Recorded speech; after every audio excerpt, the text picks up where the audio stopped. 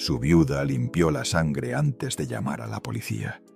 Mientras el Pirulí agonizaba en el suelo de su propia casa, con 6 balas en el cuerpo, su familia no llamó a emergencias. No pidió ayuda a gritos, no intentó salvarlo. Limpió la alfombra, arrojó el sillón ensangrentado a un río, desplazó el cuerpo y cuando finalmente llegó la policía, les mintió sin pestañear. ¿Qué secreto protegía esa mujer que era más valioso que la justicia para su esposo muerto? 30 días después, la policía cerró el caso sin culpables, sin explicaciones, sin justicia, y detrás de la fama, borró su música de la radio como si nunca hubiera existido. Su nombre era Víctor Iturbe. Lo conocías como el Pirulí, el cantante de boleros que enamoró a México en los años 70 y 80. El hombre que cantaba felicidad mientras ocultaba secretos que lo llevaron a la tumba. El apodo surgió de un accidente. Trabajaba como payaso acuático en Acapulco, haciendo shows de esquí para turistas. Un día perdió el equilibrio y se aferró desesperadamente a los esquís para no ahogarse. Había un pequeño problema: no sabía nadar.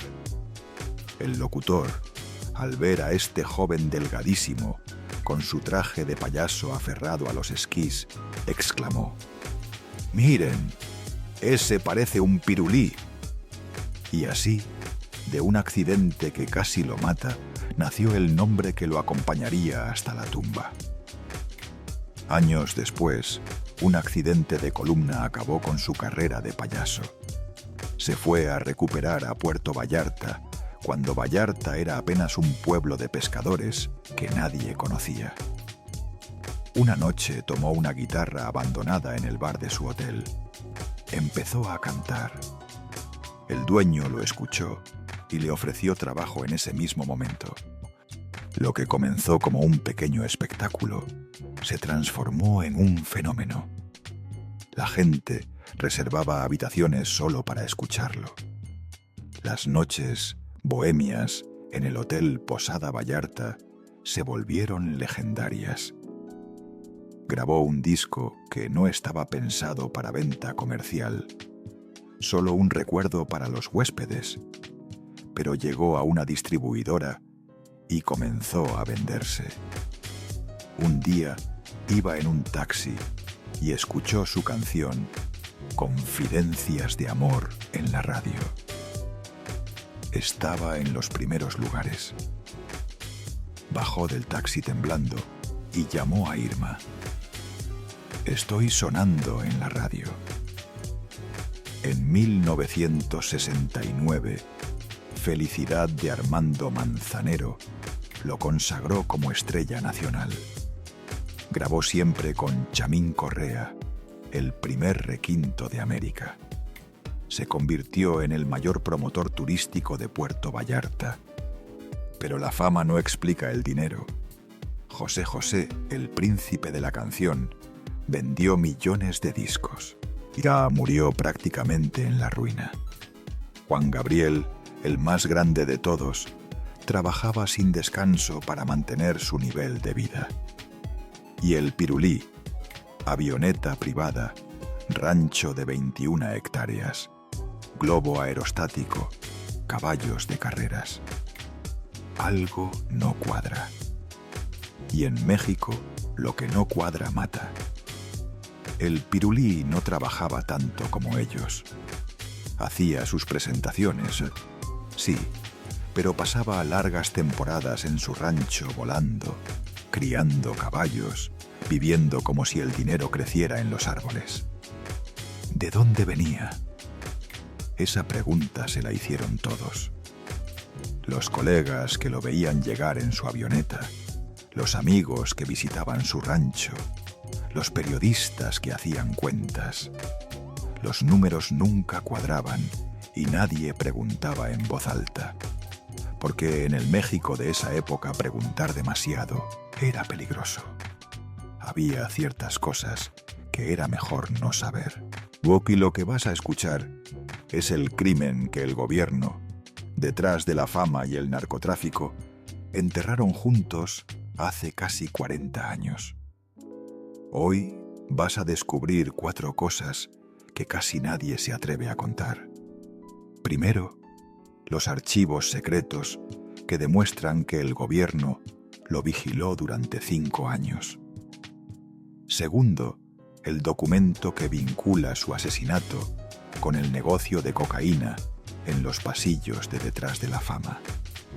Tercero, la mentira sobre su nacimiento que su familia mantuvo durante 80 años. Y cuarto, la conexión directa entre su ejecución y la de Paco Stanley 12 años después. El mismo patrón, la misma firma. Si te vas antes del final, te pierdes la parte que más han intentado borrar.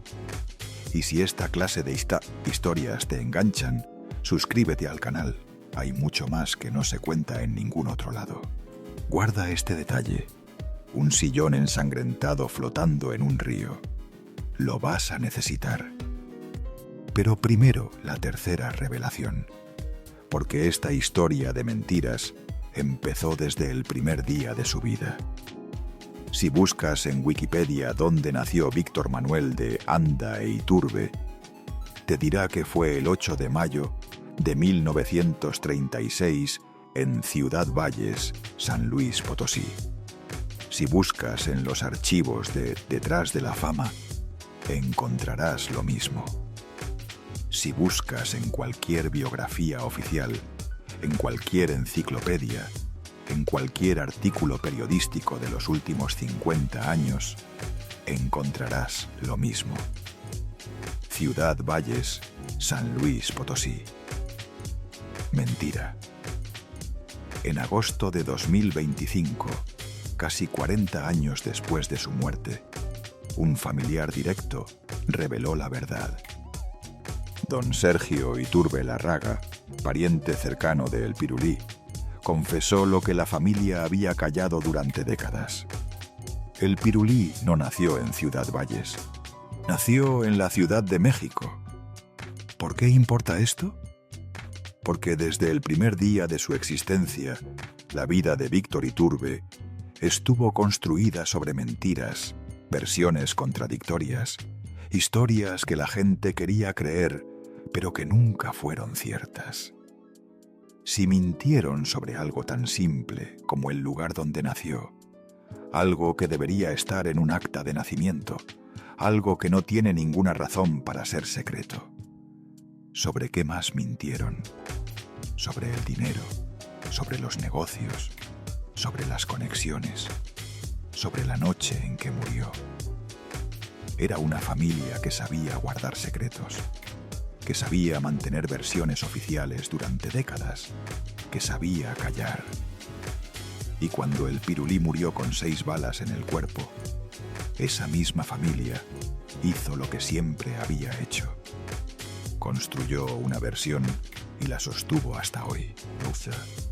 Lo que sí es verdad es que tenía vínculos fuertes con Ciudad Valles. Su tío vivía ahí. Cuando se volvió famoso, regresaba constantemente. Llegaba en su avioneta privada, recorría las calles en el Cadillac rojo de su tío, saludando a los vecinos. Un día, llevó a su padre a volar por primera vez. El viejo nunca había subido a un avión. Víctor lo sentó a su lado en el Cessna y juntos sobrevolaron la tierra donde creció. «Tú naciste para volar», le dijo el padre cuando aterrizaron. Víctor nunca olvidó esas palabras. Lo persiguieron toda la vida, hasta la tumba. Pero los que nacen para volar también nacen para caer. Ahora sí, antes de explicarte cómo murió, necesitas entender algo. El Pirulí vivía como millonario y nadie podía explicar de dónde venía el dinero. Rancho de 21 hectáreas en Puerto Vallarta. No una casita de campo. Un rancho de 21 hectáreas con caballerizas, con trabajadores, con todo lo que se necesita para criar caballos de carreras. Avioneta privada, un Cessna propio con su licencia de piloto. Volaba cuando quería, donde quería. Globo aerostático, porque la avioneta no era suficiente. Necesitaba más cielo. Residencia en Las Arboledas, el fraccionamiento más exclusivo de Atizapán de Zaragoza, donde vivían empresarios, políticos, gente con dinero de verdad. Caballos de carreras, inversiones en agricultura, viajes constantes, ropa cara, carros del año. Todo esto con una carrera de cantante de boleros. Un cantante de boleros. Los cantantes de boleros no vivían así. José José, el príncipe de la canción, uno de los más exitosos de la historia, tuvo problemas económicos toda su vida. Murió prácticamente en la ruina. Javier Solís, el rey del bolero ranchero, nunca acumuló una fortuna así. Marco Antonio Muñiz, otra leyenda del bolero, vivió bien, pero jamás con ese nivel de lujo. Ningún cantante de boleros en México vivía como el Pirulí. Ninguno. Los boleros no pagan mansiones. Los boleros no pagan avionetas. Los boleros no pagan ranchos de 21 hectáreas. ¿De dónde salía ese dinero? Esa pregunta se la hicieron todos. Los periodistas, los colegas, los investigadores después de su muerte. Y esa pregunta es la que lo mató, porque alguien sabía la respuesta, y esa respuesta valía 6 balas. Pero para entender de dónde venía el dinero, primero tienes que entender la época. El México de los 70 y 80, un país donde el poder real no estaba en los políticos, estaba en las sombras. Y el hombre más peligroso de esas sombras era alguien al que ningún artista podía decirle que no. Arturo Durazo Moreno, el Negro Durazo, jefe de policía de la Ciudad de México entre 1976 y 1982. No llegó por méritos, llegó porque era amigo de infancia del presidente López Portillo. Jugaban juntos en las calles de la colonia Roma cuando eran niños. Cuando López Portillo llegó a la presidencia, le preguntó a su viejo amigo qué puesto quería. Durazo pidió la policía y la obtuvo. Lo que edificó durante esos 6 años fue un imperio de corrupción que México no había visto jamás. Un sistema tan brutal, tan perfecto, que hasta los criminales profesionales quedaban asombrados. Todos los policías de la ciudad le pagaban cuotas. Cada mordida, cada soborno, cada extorsión a comerciantes, una tajada de todo subía hasta su oficina cada día sin excepción. El que no pagaba desaparecía, literalmente. Acumuló $1.000 millones con un salario oficial de menos de 1.000 al mes. Haz la cuenta, es matemáticamente imposible, y sin embargo, todos lo sabían y nadie hacía nada. Construyó una mansión en Zihuatanejo que llamaban el Partenón por sus columnas de mármol importado de Italia. Tenía discoteca privada, alberca olímpica, helipuerto. Se decía que las rejas habían pertenecido al castillo de Chapultepec. Ahí organizaba fiestas legendarias, fiestas donde el champán no paraba, donde la cocaína estaba en cada mesa, donde las estrellas las más famosas de México eran obligadas a presentarse. Y sí, obligadas. Luis Miguel a los 11 años ya animaba esas fiestas. Según Mario Gallego, tío de Luis Miguel, Durazo financió su primer disco y presionó a Detrás de la Fama para que lo pasaran en televisión. Roberto Palazuelos contó que Durazo Les regalaba ametralladoras a él y sus amigos, incluyendo a Luis Miguel. Ametralladoras reales a niños. Verónica Castro, Olga Briskin. Los rumores las vinculaban románticamente con el negro. Ningún artista rechazaba una invitación de Durazo, porque los que decían que no, bueno, pregúntale a los que desaparecieron. El Pirulí no fue la excepción. Cantaba en las fiestas de Durazo. Conocía a los hombres más peligrosos del país. Se codeaba con el poder real, el poder que no sale en las noticias. Pero aquí viene lo que nadie te ha contado. Atención. Esta es la primera de las 4 revelaciones. Los archivos de la policía secreta. En 2020, Detrás de la Fama reveló documentos desclasificados del Archivo General de la Nación. Estaban en la caja 329 de las galerías del Palacio de Lecumberri. Documentos que el gobierno mantuvo sellados durante décadas. ¿Qué decían? Que la DFS, la Dirección Federal de Seguridad, la policía secreta del gobierno mexicano, vigiló al Pirulí durante 5 años, de 1970 a 1975.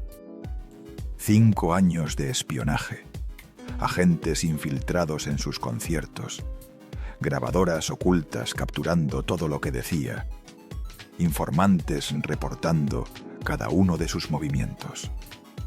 La razón oficial se burlaba de los presidentes Echeverría y López Portillo en sus shows.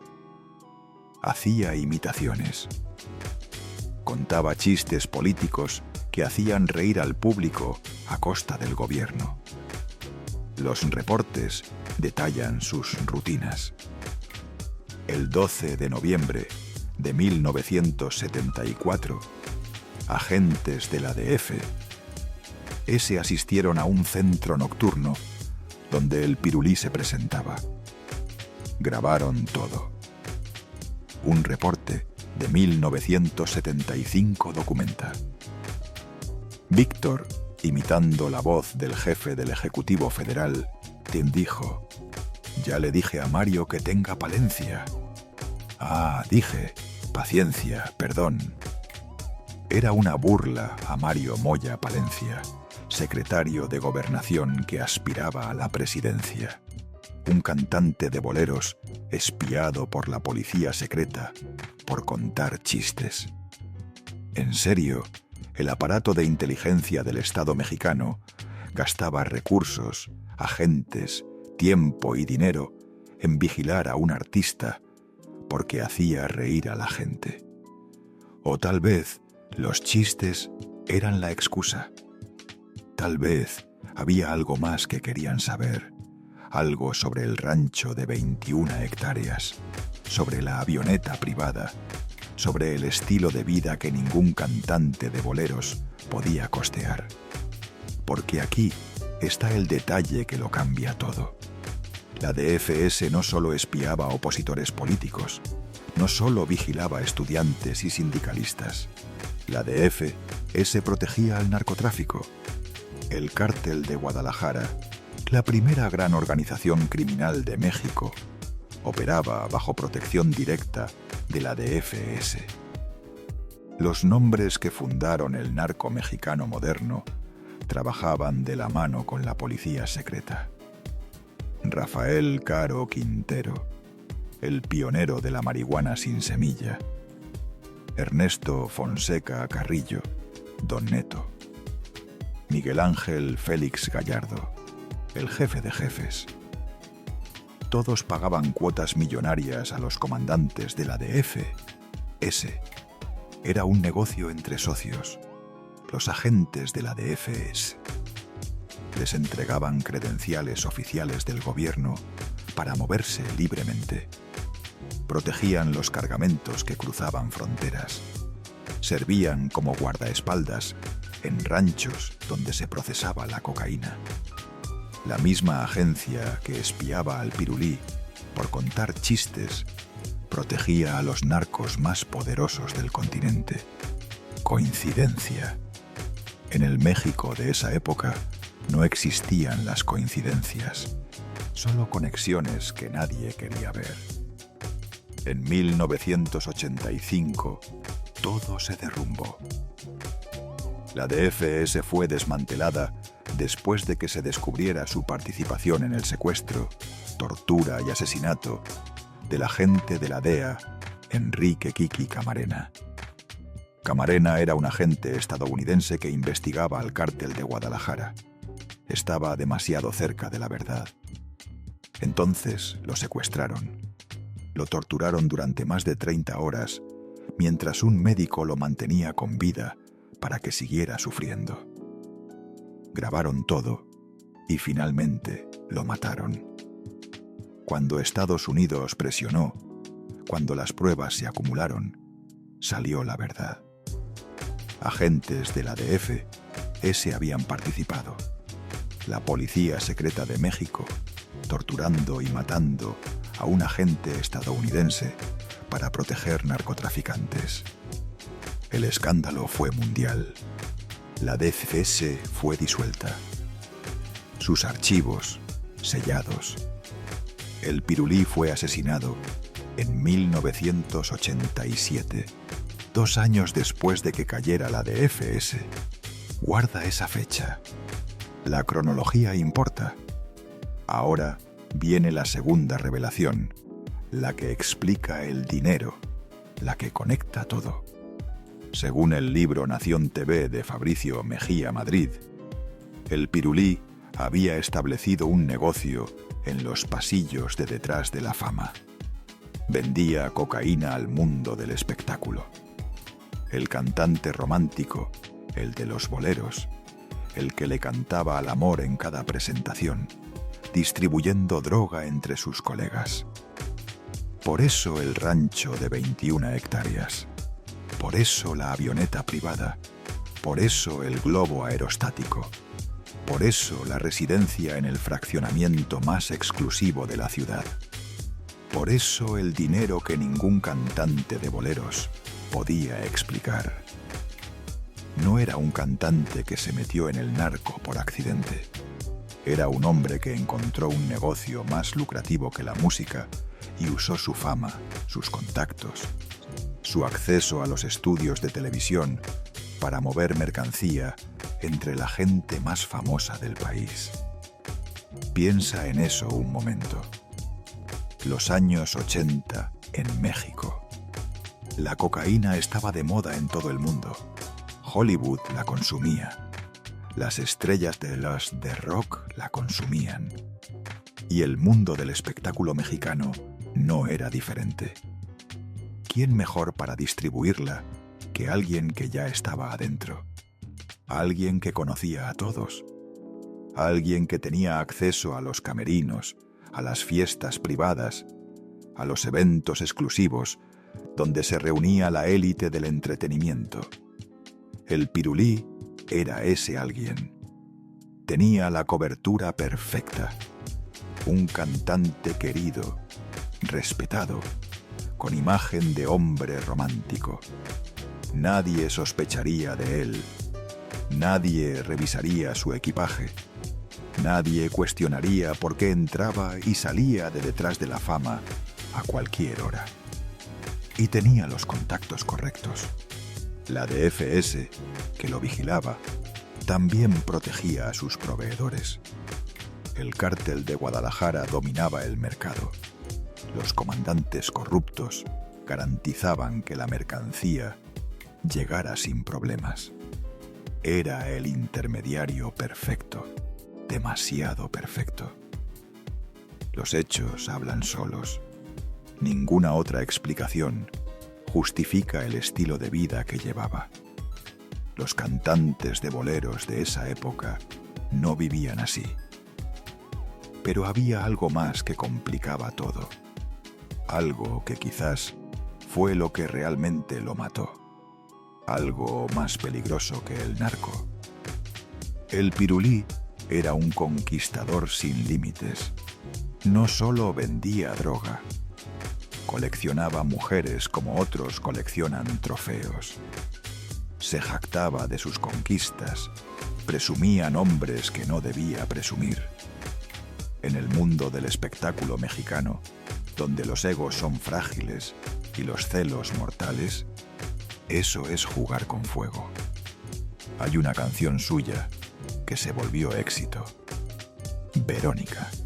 Todos en la industria sabían a quién estaba dedicada. Los rumores eran un secreto a voces. Lupita D'Alessio lo confirmó años después. Verónica Castro andaba con el pirulí en ese entonces. Verónica Castro, la mujer más deseada de México en esos años, la estrella de los ricos también lloran, la que tenía a millones de hombres enamorados. Y el pirulí presumía que era suya. ¿Cuántos enemigos se hizo con eso? ¿Cuántos hombres poderosos se sintieron humillados? Pero hay uno que sobresale sobre todos los demás. Jorge Vargas, actor de telenovelas, sobrino del legendario productor Ernesto Alonso, casado con Lupita D'Alessio, una de las cantantes más exitosas y hermosas de México. Vargas no era solo un actor. En 1987 también trabajaba para la Policía del Estado de México. Tenía placa, tenía arma, tenía acceso a información privilegiada y tenía una razón personal para odiar al pirulí. Según versiones que circularon durante años, la tensión entre ellos llegó a un punto de quiebre cuando Víctor Iturbe intentó seducir a Lupita D'Alessio, la esposa de Jorge Vargas. Le habría dicho directamente, según testigos: «Déjalo, yo te trato mejor». Imagina eso. Un hombre llega y le dice a tu esposa en tu cara que lo deje porque él es mejor partido. Y ese hombre es famoso, rico, carismático. Y tú sabes que tiene fama de conquistador, que ha tenido a decenas de mujeres, que colecciona conquistas. Aunque Lupita nunca cedió a las insinuaciones, la humillación quedó grabada para siempre. Cada vez que Vargas y el pirulí se cruzaban en los pasillos de detrás de la fama, la tensión era evidente. Los que los conocían sabían que era mejor no dejarlos solos en la misma habitación. La noche del 29 de noviembre de 1987, cuando el pirulí fue asesinado, Jorge Vargas fue uno de los primeros en llegar a la escena del crimen. ¿Por qué? ¿Cómo supo tan rápido lo que había pasado? ¿Por qué un actor policía del Estado de México llegó a una casa en Atizapán antes que los investigadores oficiales? Vargas siempre tuvo una explicación. Estaba de guardia esa noche. Escuchó el reporte por radio, fue a verificar, pero las preguntas nunca dejaron de perseguirlo. Cuando los periodistas lo acorralaban, respondía con frialdad: «A pesar de mi enemistad con Iturbe, esto no me convierte en homicida. Técnicamente correcto. Una enemistad no es prueba de nada, pero tampoco es coincidencia que el hombre que más razones tenía para odiarlo fuera uno de los primeros en ver su cadáver». Vargas murió el 2 de noviembre de 2009 de cáncer de colon. Nunca fue acusado formalmente, nunca fue interrogado como sospechoso, nunca enfrentó a la justicia. Se llevó sus secretos a la tumba, como todos los demás. Y ahora viene el detalle que te pedí que guardaras al principio: el sillón. Días después del asesinato, en el río Moritas de Atizapán de Zaragoza, apareció flotando un sillón ensangrentado. Los investigadores lo recuperaron, lo examinaron con cuidado y determinaron que coincidía exactamente con el mobiliario de la sala de la familia Iturbe. Era el sillón de la casa, El sillón donde el Pirulí veía televisión todas las noches. El sillón donde, según la familia, estaba sentado cuando escuchó el timbre y se levantó a abrir la puerta. ¿Por qué ese sillón terminó flotando en un río? ¿Por qué estaba cubierto de sangre si, según la versión oficial, el Pirulí murió en la puerta de su casa, no en la sala? Esto dio pie a la teoría más perturbadora del caso. Una teoría que la familia siempre negó, pero que la evidencia física parecía respaldar. El Pirulí no murió en la puerta, murió sentado en ese sillón. Alguien cercano le habría disparado mientras veía televisión. Alguien que tenía acceso a la casa. Alguien en quien confiaba lo suficiente como para darle la espalda. Y después, la escena del crimen fue completamente alterada para que pareciera un ataque de sicarios externos, para que pareciera que abrió la puerta y lo mataron desconocidos. Piensa en eso un momento. Un hombre relajado en su sillón, viendo televisión un domingo por la noche, confiado en su casa, entre los suyos. Y de pronto, sin advertencia, sin posibilidad de defenderse, las balas. Quizá tú también has sentido esa vulnerabilidad. Ese instante donde te das cuenta de que los lugares que creías seguros pueden dejar de serlo en un segundo, que las personas en las que confías pueden ser las más peligrosas. ¿Quién desplazó el cuerpo? ¿Quién tiró el sillón al río? ¿Quién limpió la alfombra antes de que llegara la policía? La respuesta está clara: la familia. Pero la pregunta más importante sigue sin respuesta. ¿Por qué? ¿Qué secreto protegían? ¿A quién encubrían? ¿Qué era tan terrible que preferían destruir la evidencia del asesinato de su esposo y padre antes que dejar que se supiera la verdad? Para entender eso, tienes que conocer a Irma. Irma Pérez Guereña, la mujer que lo amó durante 23 años, la que limpió la alfombra donde él murió.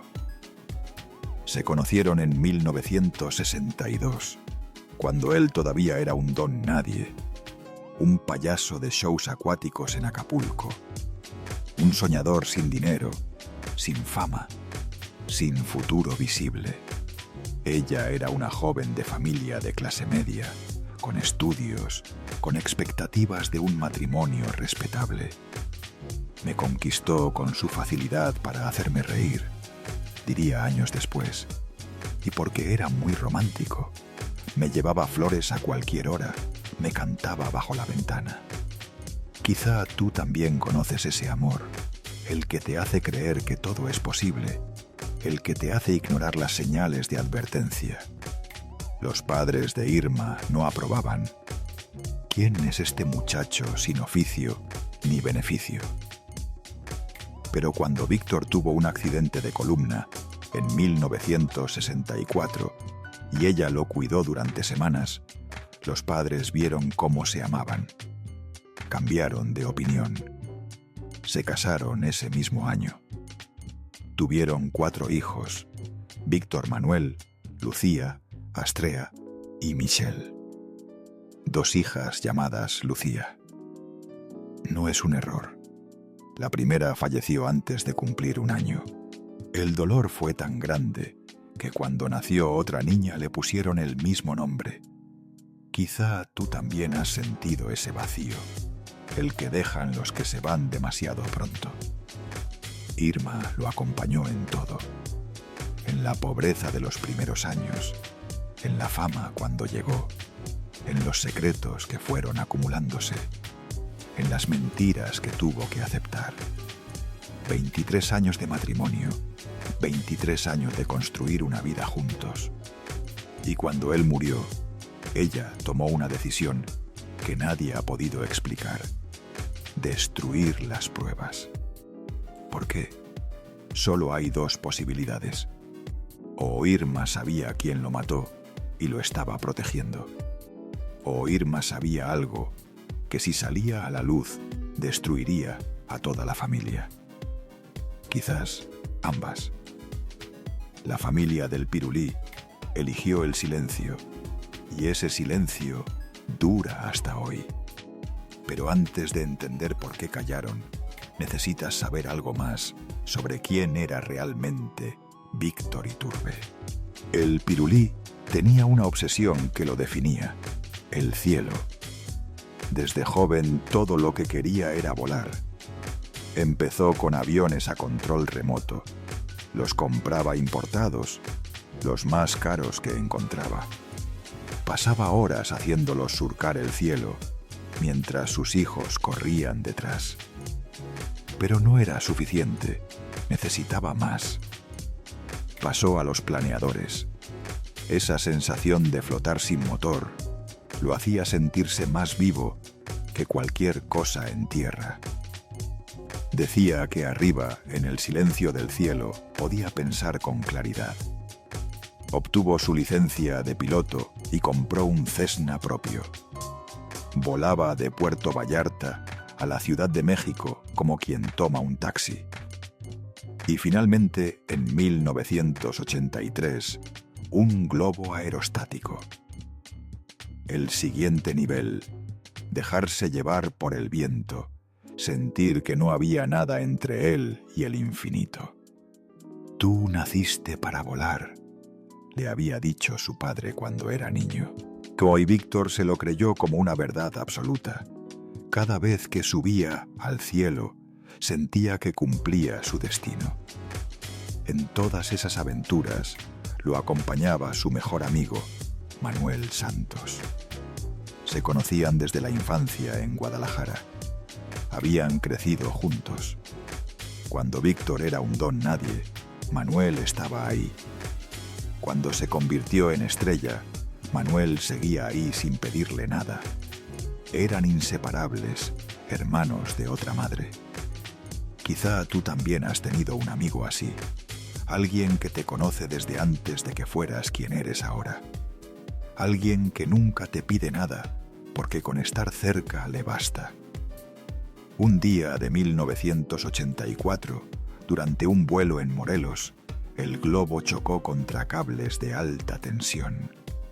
La descarga eléctrica fue instantánea. Víctor sobrevivió. Enrique Guzmán, que también iba a bordo, sobrevivió.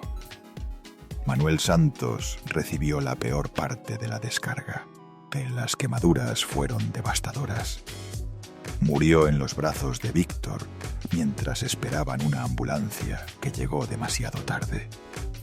La muerte de Manuel destrozó al Pirulí de una manera que nadie había visto antes. Su esposa Irma lo encontró llorando durante días enteros. No comía, no dormía, no quería ver a nadie. Solo repetía: fue mi culpa, fue mi culpa. Yo lo convencí de subir. La culpa lo consumía. El hombre que había escapado de la muerte tantas veces había sobrevivido de nuevo. Pero esta vez alguien había pagado el precio en su lugar, y ese alguien era su mejor amigo. Quizá tú también conoces ese peso, la culpa de haber sobrevivido cuando alguien que amabas no lo hizo. La pregunta que no te deja dormir: ¿por qué yo sí y él no? Irma le hizo prometer que nunca más volaría. Y Víctor cumplió. Los últimos 3 años de su vida los pasó en tierra. Renunció al cielo. Se encerró en su rancho, El Jilguero. Criaba caballos, cultivaba nopal. El hombre que había nacido para volar enterró esa parte de sí mismo junto con su mejor amigo. 3 años después de prometer no volar, 6 balas lo derribaron de todas formas. El cielo que tanto amaba finalmente lo reclamó, pero no de la manera que esperaba. Ahora, déjame contarte cómo fue esa noche, cada detalle, porque los detalles importan. Los detalles son los que revelan la verdad. 29 de noviembre de 1987, un domingo. Los domingos en México son sagrados. Son para la familia, para el descanso, para ir a misa, comer en casa de la abuela, ver el fútbol en la televisión. Los domingos la vida se detiene un poco, pero para los artistas los domingos son distintos. Los fines de semana son los días más lucrativos. Casinos, centros nocturnos, fiestas privadas, bodas de gente con dinero. El dinero fluye los viernes, sábados y domingos. Era raro que el Pirulí estuviera en casa un domingo. Muy raro. Tenía un concierto programado en el casino de Tijuana, un compromiso que había acordado semanas antes, un show que le iba a dejar buen dinero. Pero se canceló a último momento. El empresario dijo que hubo problemas logísticos. Nadie especificó cuáles. Nadie explicó por qué un concierto que estaba confirmado de pronto ya no se podía realizar. ¿Coincidencia? ¿O alguien quería asegurarse de que el Pirulí estuviera en casa esa noche? Esa cancelación le costó la vida. Si hubiera estado en Tijuana como debía, los sicarios habrían tocado la puerta de una casa vacía. Habrían tenido que esperar. Habrían tenido que replanear. Y quizás algo habría salido diferente. Pero no fue así. El Pirulí se quedó en casa y la muerte lo encontró ahí. Durante el día, la familia salió a pasear. Una tarde normal de domingo. Comieron juntos en algún restaurante, pasearon por algún centro comercial. Hicieron lo que hacen las familias normales los domingos. Regresaron cuando empezaba a oscurecer. El sol de noviembre se ponía temprano. Las luces de la casa se encendieron. Todo parecía normal. Entonces Víctor recibió una llamada telefónica. El teléfono sonó en la sala. Víctor contestó. Irma estaba cerca, pero no escuchó la conversación. Solo vio el rostro de su esposo mientras hablaba. Nadie sabe exactamente qué le dijeron. La policía intentó rastrear la llamada, pero en 1987 la tecnología no lo permitía. No había identificador de llamadas, no había registros digitales. Las llamadas se desvanecían en el aire. Lo que sí documentaron los investigadores fue el comportamiento de Víctor después de colgar. Según testimonios, fue una amenaza de muerte. Irma lo vio colgar con las manos temblando. El color había desaparecido de su rostro. ¿Qué pasó? Nada, se equivocaron. Pero no era nada y no estaban equivocados. Horas después, mientras Víctor veía televisión en su sillón, su hija Lucy anunció que saldría al cine con su novio. «No llegues tarde», le dijo Irma. Lucy se despidió. Le dio un beso a su padre en la frente. Él, probablemente, le dijo algo gracioso, porque ella se rió antes de salir. Fue la última vez que lo vio con vida. Lucy se fue y olvidó las llaves. Ese descuido trivial, ese olvido de adolescente distraída, ese detalle insignificante, selló el destino de su padre. Porque cuando sonara el timbre a medianoche, Víctor pensaría que era su hija y abriría la puerta sin preguntar, sin verificar, sin sospechar.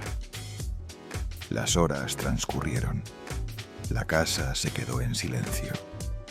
Irma subió a acostarse. El hijo se encerró en su cuarto a estudiar.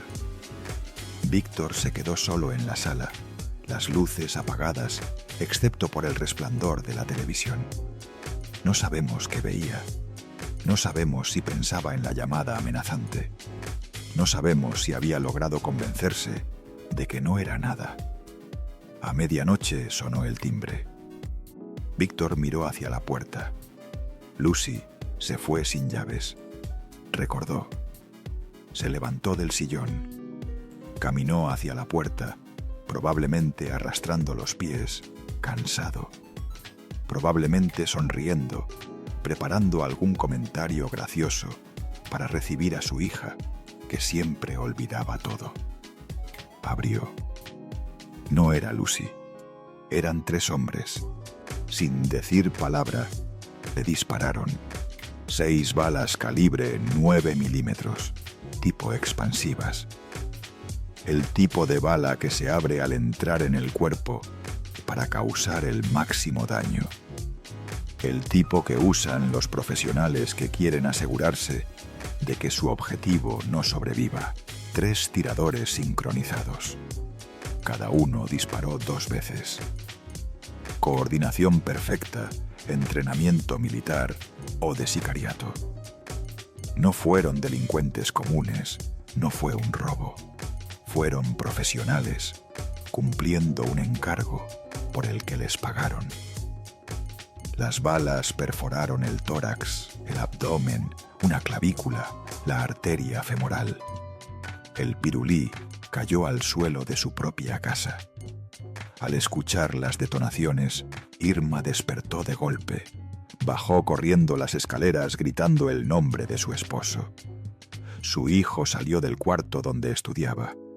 El libro todavía abierto sobre el escritorio. El examen del día siguiente ya no importaba. Juntos llegaron a la entrada y encontraron al cantante desangrándose en el piso, los ojos abiertos, la boca intentando decir algo que ya no podía articular. A lo lejos, a través de la puerta abierta, vieron un vehículo oscuro arrancando a toda velocidad, las luces traseras desvaneciéndose en la noche. Un vecino escuchó los gritos y llegó a ayudar. Intentó contener la hemorragia con lo que tenía a la mano, pero ya era tarde. El pirulí había muerto. Tú naciste para volar, le había dicho su padre. Esa noche, Víctor Iturbe cayó del cielo para siempre. Tenía 51 años. Si quieres seguir descubriendo las historias que el poder intentó enterrar, suscríbete al canal. Esta comunidad crece gracias a los que no se conforman con la versión oficial. Ahora viene la tercera revelación. Lo que ocurrió después es lo que convierte este caso en un misterio que nadie ha podido resolver en casi 40 años. Ya te lo dije al principio, la familia alteró la escena del crimen. Pero déjame darte los detalles que la policía documentó. El cuerpo del pirulí fue desplazado del lugar donde cayó muerto. La alfombra donde había sangre se mandó a lavar esa misma noche, antes de que amaneciera, antes de que llegaran los investigadores. El sillón ensangrentado desapareció de la sala. Días después, apareció flotando en el río Moritas. ¿Quién hace eso? ¿Quién, después de ver morir a su esposo, piensa en lavar alfombras? Solo alguien que tiene algo que ocultar. Solo alguien que sabe que la verdad es más peligrosa que el silencio. Los periódicos publicaron fotos del cuerpo. El rostro del pirulí tenía un rictus de sorpresa. No esperaba a sus asesinos. ¿Cómo no los esperaba si acababa de recibir una amenaza de muerte? A menos que no fueran los mismos que lo amenazaron. A menos que los asesinos fueran personas que él conocía. Personas a las que abrió la puerta confiado. Personas que entraron a su casa sin levantar sospechas.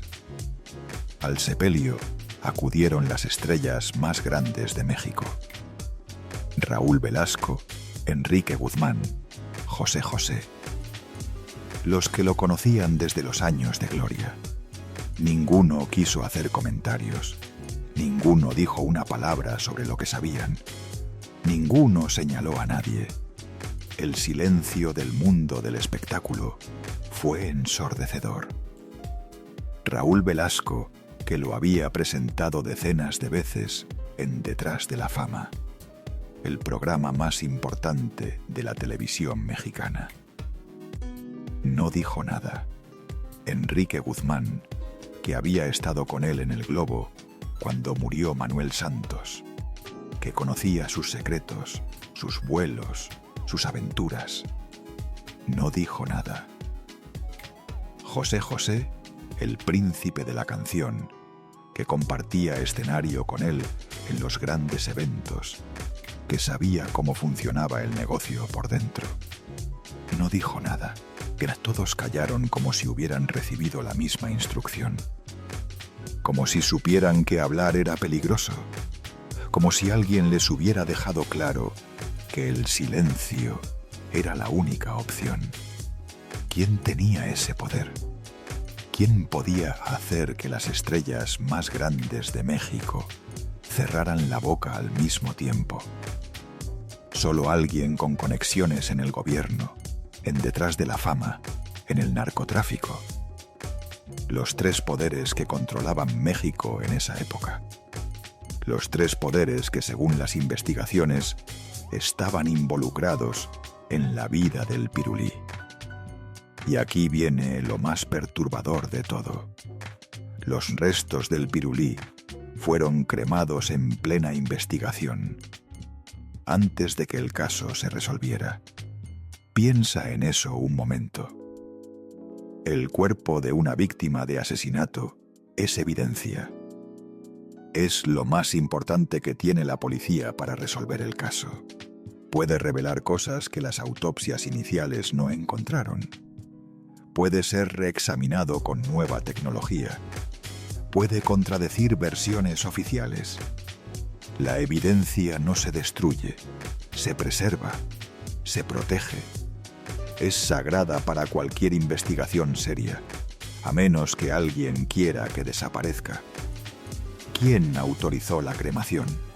¿Quién decidió que era mejor convertir el cuerpo en cenizas antes de que se supiera la verdad? La familia, dicen. Irma firmó los papeles.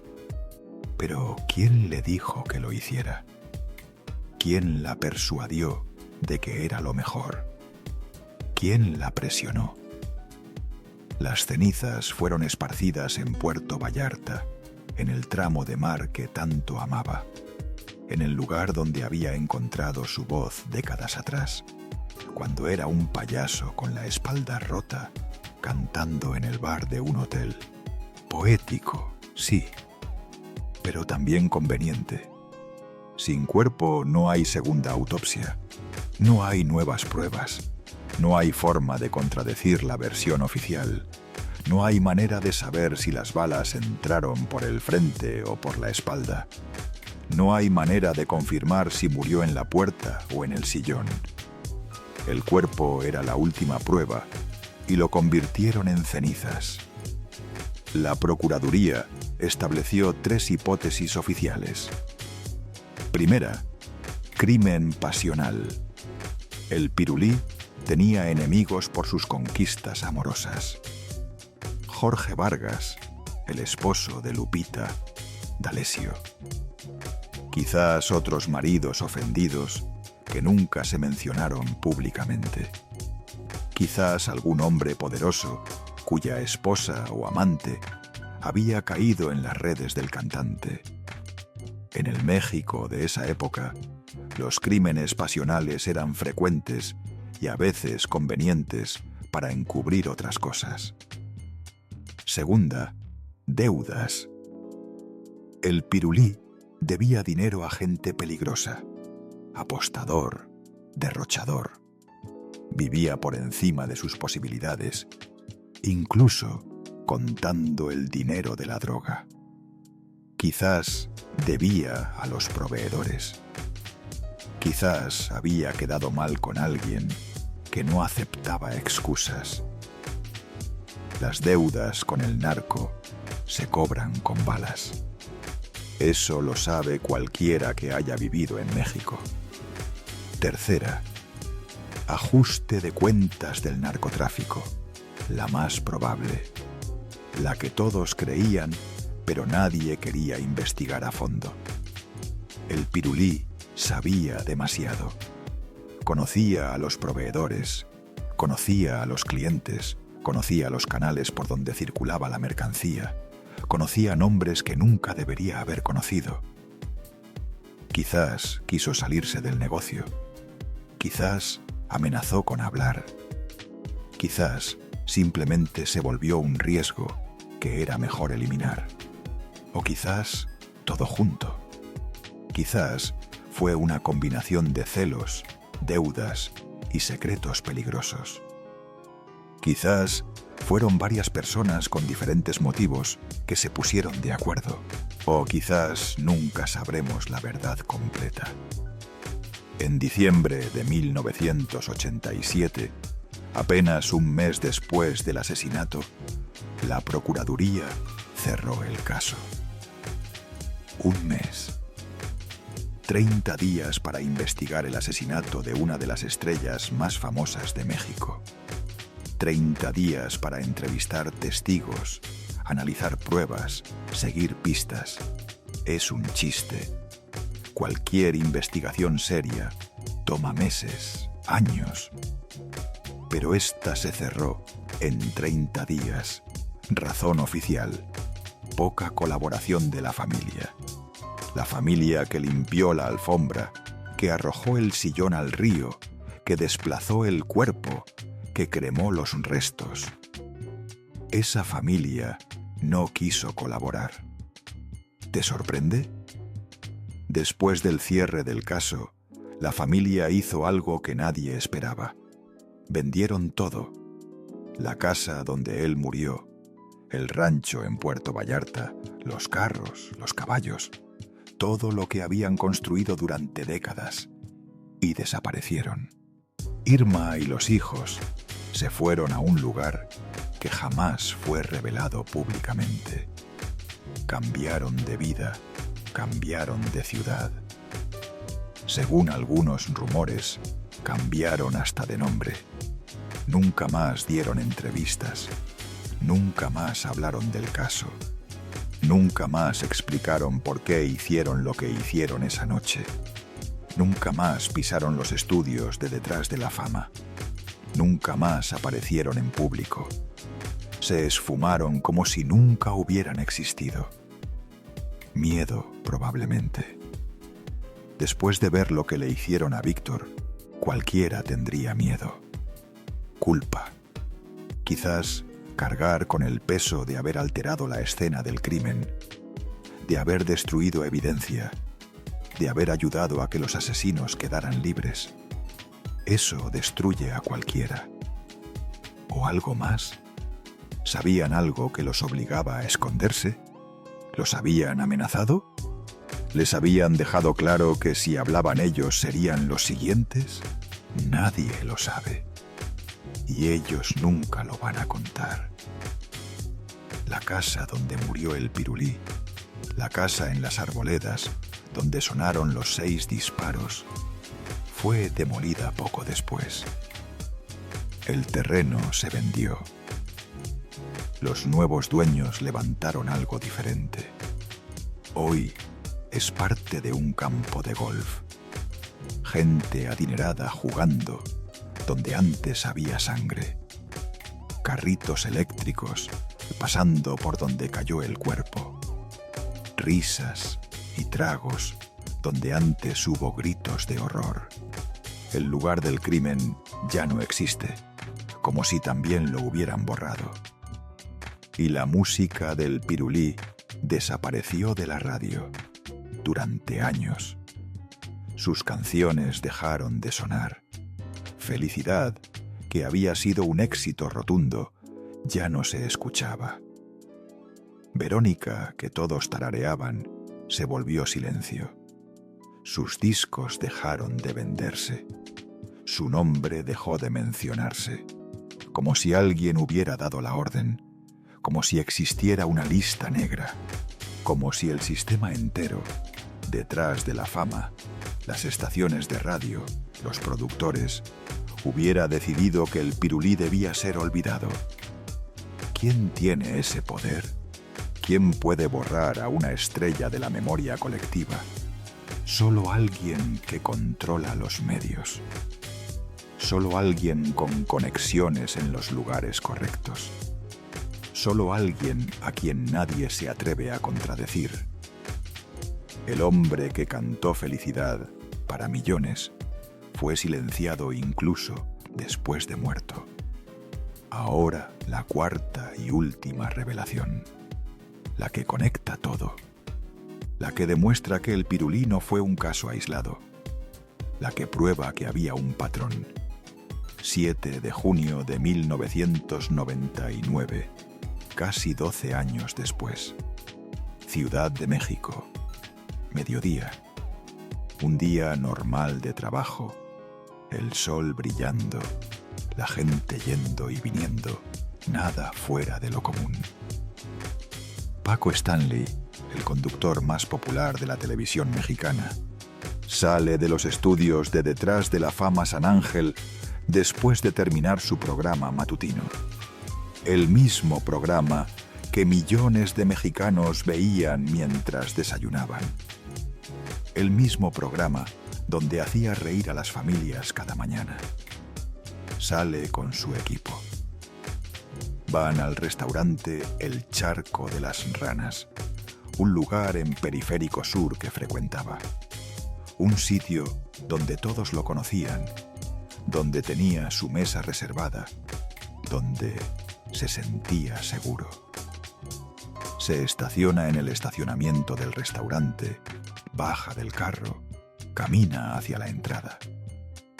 Un comando armado lo está esperando. No son delincuentes comunes, son profesionales, hombres entrenados, con armas de alto calibre, con un plan. Le disparan 36 veces, 36 balas a plena luz del día, en un lugar público, con testigos, con cámaras de seguridad. No les importó. Sabían que nadie los iba a detener. Sabían que nadie iba a pagar por ese crimen. Stanley murió en el acto. No tuvo oportunidad. 36 balas no dejan oportunidad. Junto a él murieron su asistente y su guardaespaldas. Daños colaterales, testigos que no podían quedar vivos. Cuando llegó la policía, cuando revisaron el cuerpo de Paco Stanley, encontraron algo en su bolsillo. Medio gramo de cocaína y un pequeño molino para pulverizarla. El conductor que entraba a millones de hogares mexicanos cada mañana. El que hacía reír a los niños mientras se preparaban para la escuela. El que parecía el tipo más simpático y normal de la televisión. Tenía cocaína en el bolsillo cuando lo mataron. La autopsia confirmó que había consumido esa mañana, que estaba bajo los efectos, que la droga corría por su sangre mientras conducía su programa. El mismo programa que tú quizás veías. El mismo programa donde tu mamá, tu abuela, se reían con sus chistes. Según el libro Nación TV de Fabricio Mejía Madrid, Paco Stanley no solo consumía, también vendía. Se había quedado con el negocio que el Pirulí estableció en Detrás de la Fama 12 años antes. El mismo negocio, venta de cocaína al mundo del espectáculo, el mismo lugar. Los pasillos de Detrás de la Fama, los camerinos, las fiestas privadas, los eventos exclusivos. Diferente década, diferente proveedor, pero el mismo sistema y el mismo final. cómo funcionaba ese negocio. Cómo pasó del Pirulí a Paco Stanley. Para entenderlo tienes que conocer la historia del Cártel de Guadalajara. En los años 80, el Cártel de Guadalajara era el rey absoluto del narcotráfico mexicano. Félix Gallardo, Caro Quintero, Don Neto, y los tres pilares de un imperio que movía toneladas de droga hacia Estados Unidos. Operaban con la protección de la DFS, la policía secreta del gobierno. Era un negocio casi a cielo abierto. Pagaban sus cuotas, nadie los molestaba. Ganaban millones mientras el gobierno miraba hacia otro lado. El Pirulí, según las investigaciones, recibía su mercancía de esa red. Tenía contactos, conocía a la gente correcta, sabía cómo mover productos sin levantar sospechas.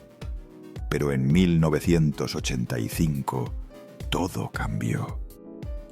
El asesinato del agente de la DEA, Kiki Camarena, destapó la cloaca. La presión de Estados Unidos fue brutal. La DFS fue desmantelada. Los jefes del cártel fueron perseguidos. Caro Quintero huyó a Costa Rica. Lo capturaron en 1985. Don Neto cayó el mismo año. Félix Gallardo resistió hasta 1989, cuando finalmente lo arrestaron. Con la caída de Félix Gallardo, el Cártel de Guadalajara se fragmentó. De sus cenizas nacieron los cárteles que hoy conocemos.